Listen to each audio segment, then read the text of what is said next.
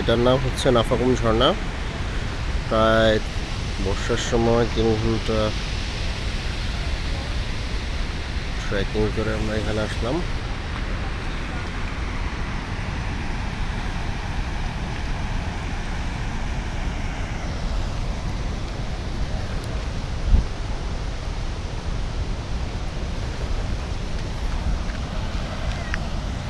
চরম একটা জায়গা। এখানে আসার পর সকল কষ্ট আর কষ্ট মনে হচ্ছে না। বাংলাদেশে যে এত জোস জায়গা আছে, কেউ না আসলে মিস করবে।